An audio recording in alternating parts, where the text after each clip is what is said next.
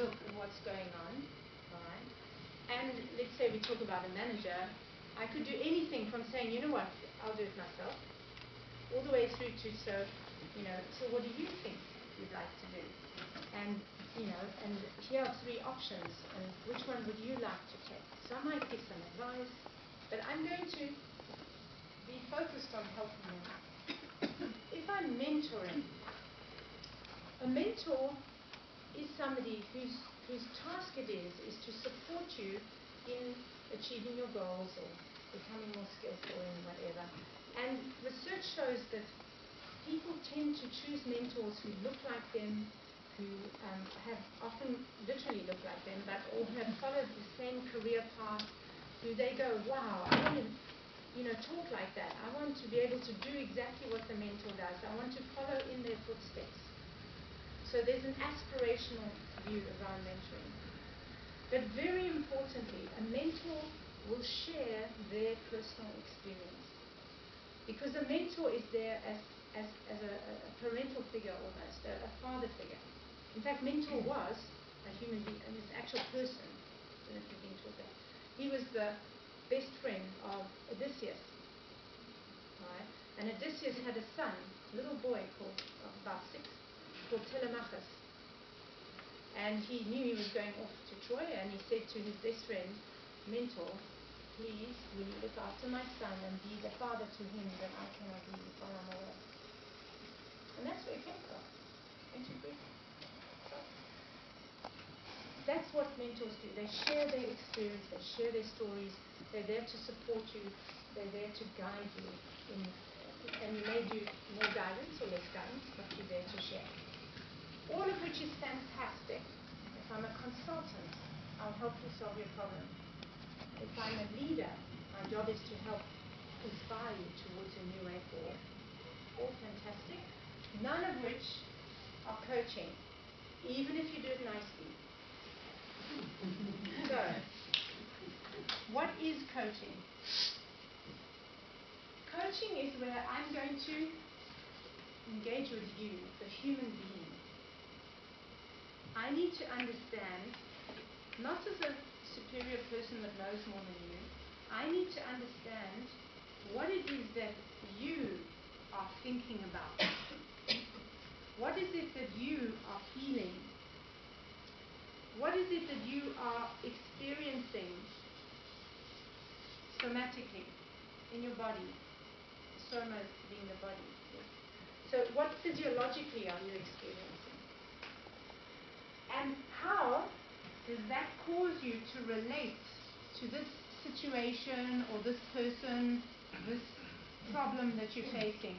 How is it causing you to relate to this in a way that is causing you to be stuck? And so my relationship to this is irrelevant. It becomes completely irrelevant. The fact that I know how to fix the problem, or I have done it before, or is not important. In fact, it just gets in the way. Which is why we say a good coach is often somebody who has some background in your area, but is not an expert in your area. Because it's hard to be a coach, because you can't give the advice. It's not about you. In fact, it's one of the most humbling places, because you're not there to tell them anything about your experience. You're there to find out what is it about their way of being, their emotional state, their physiology, their physical reaction to a situation that's causing us to feel so sticky for them. And then, your job as a coach is to work with, how do I language this?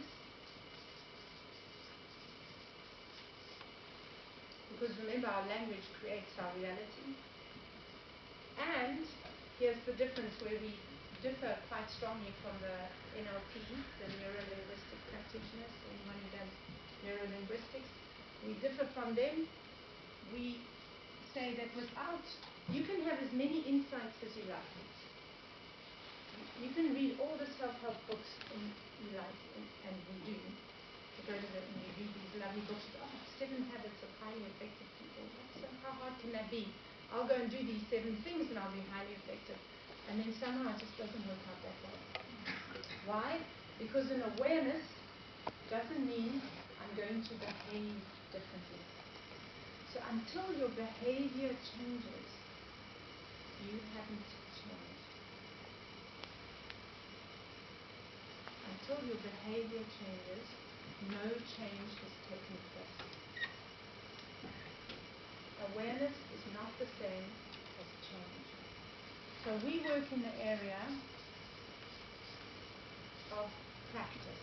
We call them practices because if you've ever practiced an instrument, I play the violin, so without playing my scales every day, I can't play my pieces because I'll be out of tune. My technique won't be right.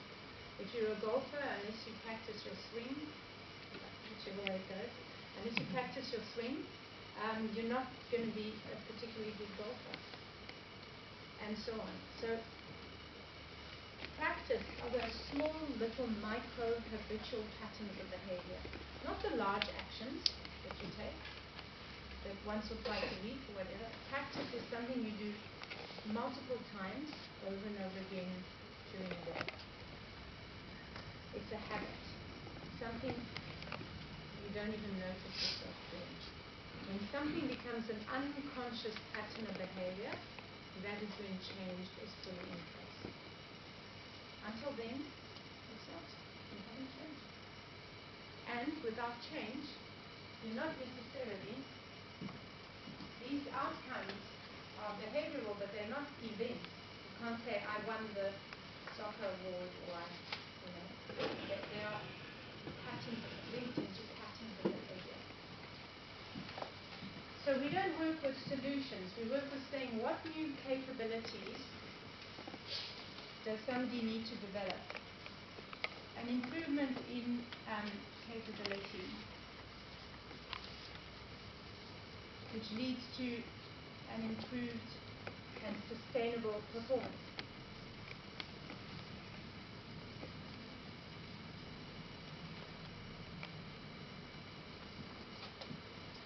Trying to think of a story. But before I think of the story, do you have any questions? So, the story. It's not in the corporate world. See now.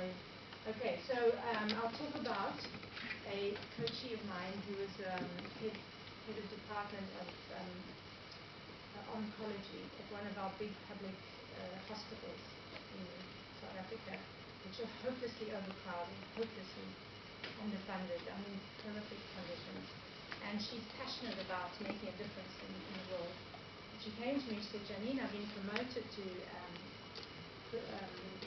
temporary head of department, and I've got all these very egotistical surgeons I have to look after, plus the staff, and the department's in disarray, morale is low, and I need to get them into shape. But she was a very forceful, should I say, about this high, but a pack of dynamite, incredibly forceful lady, and she was getting nowhere. She said, these people are just shutting down, they're shutting me out, I don't know how to get them going. And I said, well, what are you doing? She says, well, I'm telling them. So I'm telling them they've got to do this, they must, they must come and work overtime, and they mustn't, and they must be more efficient here, and she was just telling them everything. And so I noticed that her language and her presence was, forcefulness was what came up for me. So I said to her, so tell me, how do you show up when you're with them? And she says, well, I've told you. And I said, but yes, but in what way do you show up? How are you behaving? And she says, well, I don't know what you mean. What do you even mean? So I said, well, I'd like you to go to your next staff meeting and notice how you're showing up. Notice your posture. Notice the way, the tone of voice you have. Notice your eye contact. Notice what gestures you use. Go away and notice all those things and come back and see what it is, what's the picture that you see. But don't change anything, just track it. And so our coachees aren't stupid. I don't know if you've noticed this. Your patients aren't stupid.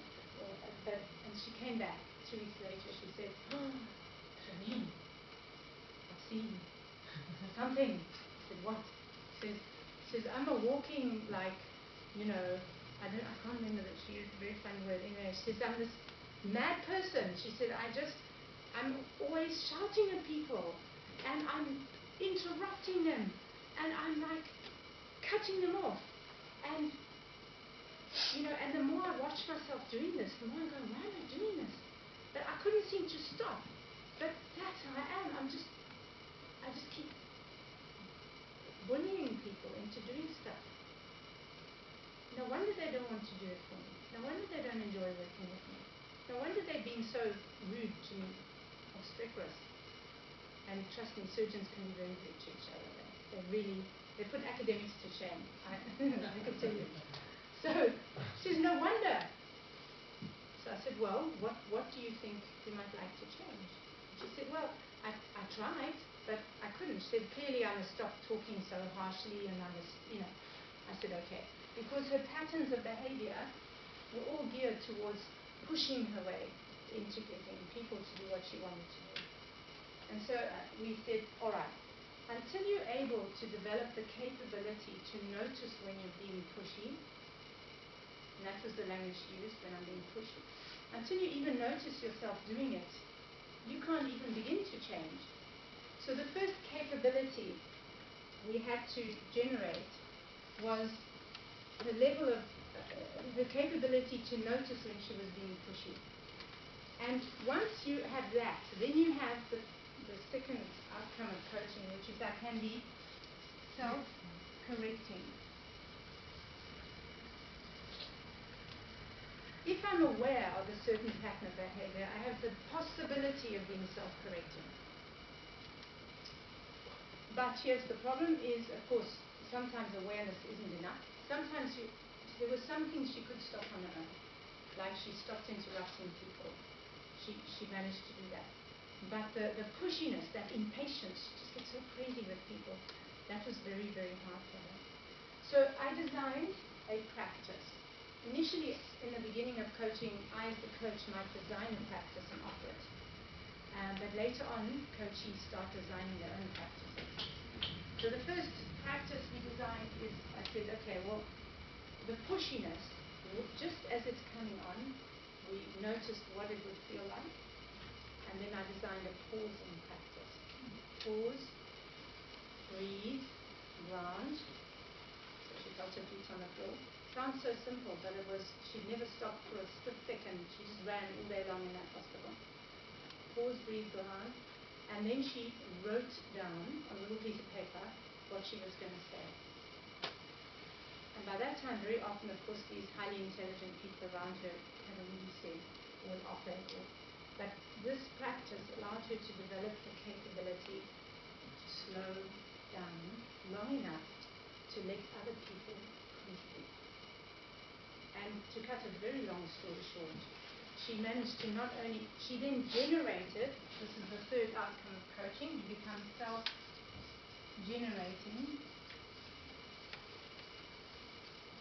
She took that initial little habit and then she designed it into saying, you know what, instead of just writing down for myself, I'm going to, in the pause, ask other people to write down their suggestions. And I'm going to get the department to decide how they're going to increase productivity. I'm going to get the department to decide how they're going to work the overtime roster so that there's no more fighting. I'm going to get them to decide how they want to redecorate the room so we all actually enjoy being here instead of being the horrible. And it was her idea. It wasn't me coming saying. And so she generated her own way forward. And I actually only coached for 9 months because what happened was that she was particularly ready and observant and self-aware. And a good sign of a good coach is somebody the person comes to you and says, you know, I hit this problem, I stopped, I noticed what I was up to, I became more aware of what I was doing, and then I designed a practice for myself that then caused me to generate a new habit pattern of behavior that helped me show up differently towards that problem. And that's what you did. And that's when you can say, all right, I finished the coaching program. So coaching will have a beginning, a middle, but it will also have an end. And I think that's something that's very important. Coaches who have these ongoing 2-5-year contracts, I always worry about how clear, how pragmatic, how useful is it? Are you really making your coachee independent and coming forward in new behaviors, new practices in their lives so that they can enjoy their lives more? And I could carry on for so much longer, but I know time is up almost. Yeah? Any other questions? Yes. How often do you see your coaches? If you have a 9-month contract, how many times in those 9 months do you see each other? Where possible, it's every 2 weeks. Sometimes it's once a month. Sometimes every 3 weeks. But it's not weekly. People just don't see each other time because I give them this homework in between. So they're not processing without anything. They're actually working with each other. It's very much on the line. Oh, I believe so, but I'm not a so I believe so. Yes, I don't. But I haven't done a study, and I haven't spoken to an expert who's said to me, "Okay, this is the key difference." I understand.